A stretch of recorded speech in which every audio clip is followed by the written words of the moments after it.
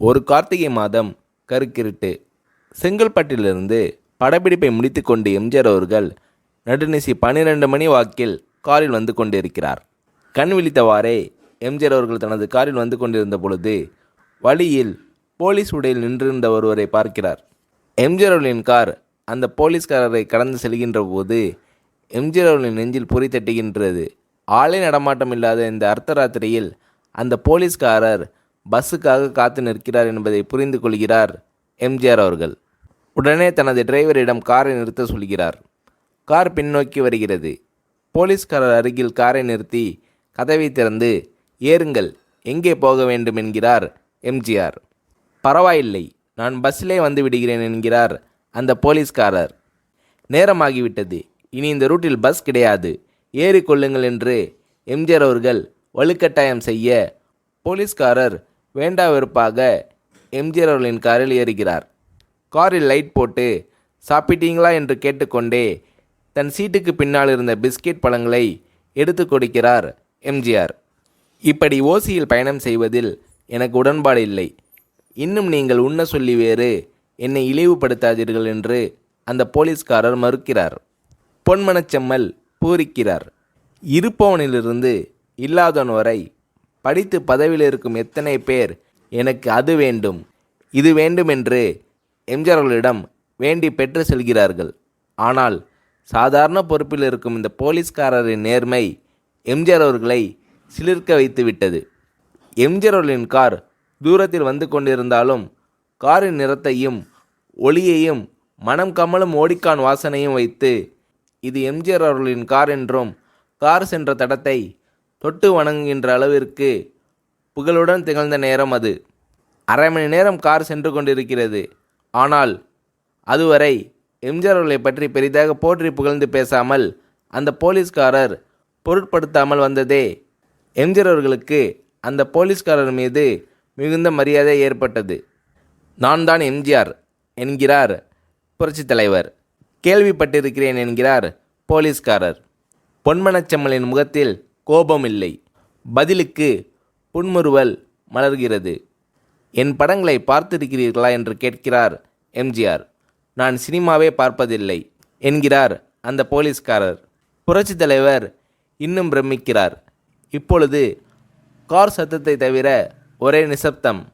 போலீஸ்காரர் தனது வீட்டிற்கு 1/2 கிலோமீட்டருக்கு முன்பே காரை நிறுத்த சொல்லி இங்கேயே இறங்கிக் கொள்கிறேன் என்கிறார். ஏன், நீங்கள் குறிப்பிட்ட அந்த விலாசம் இன்னும் 1/2 கிலோமீட்டர் தூரம் இருக்கிறதே என்கிறார் எம்ஜிஆர்.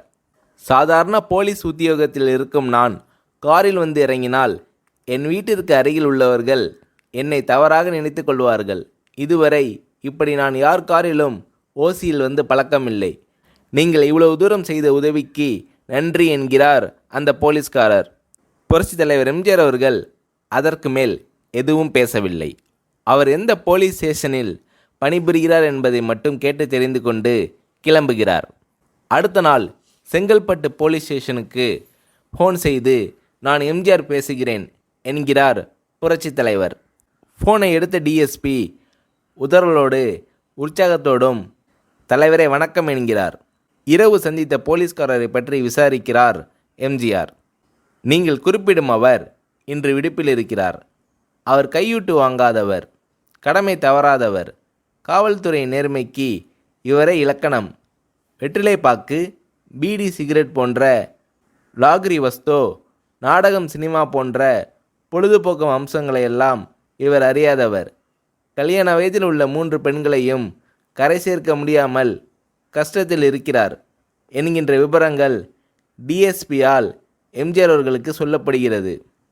அவரை நாளை என் தோட்டத்திற்கு வர சொல்லுங்கள் என்கிறார் எம்ஜிஆர்.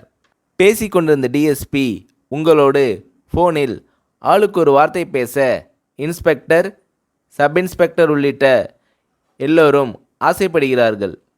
ஃபோனை அவர்களிடம் கொடுக்கலாமா என்கிறார் டிஎஸ்பி. புரட்சித் தலைவர் எம்ஜிஆர் அவர்கள் கொடுங்கள் என்கிறார். பேசுகிறார். அந்த போலீஸ் ஸ்டேஷனே புண்ணியம் பெற்றதாக புலகாகிதம் அடைந்தனர் அந்த போலீஸ்காரர்கள். மறுநாள் அந்த போலீஸ்காரர் ராமவரம் தோட்டத்திற்கு அழைத்து வரப்படுகிறார். அவரிடம் பேப்பரில் மடித்த பெரிய பணக்கட்டை கொடுத்து, இதை வைத்து உங்கள் பெண்களின் கல்யாணத்தை நடத்துங்கள் என்கிறார் எம்ஜிஆர். அந்த போலீஸ்காரர் மறுக்கிறார். நான் ஏதாவது உங்களிடம் காரியமாற்ற சொல்லி அதற்காக பணம் கொடுத்தால் அது தவறு. என்னால் ஆக வேண்டியது உங்களுக்கும், உங்களால் ஆக வேண்டியது எனக்கும் எதுவும் இல்லை. நான் உங்கள் கூட பிறந்த ஒரு சகோதரனாக நினைத்து கொடுக்கிறேன். பெற்றுக்கொள்ளுங்கள் என்று சொன்ன பிறகு கேட்டும் கூட கிள்ளி கொடுக்காத கனவான்கள் வாழும் இந்த உலகில் ரோட்டில் நின்றவனை அழைத்து சென்று அள்ளி கொடுத்த புரட்சித் தலைவர் எம்ஜிஆர் அவர்களின் கருணையில் நெகிழ்ந்து போய் பெற்றுக்கொள்கிறார் போலீஸ்காரர். பிறகு ஒரு தேதியில் புரட்சித் தலைவரே சென்று அந்த போலீஸ்காரரின் 3 பெண்களின் திருமணத்தை நடத்தி வைத்து வாழ்த்தியிருக்கிறார்.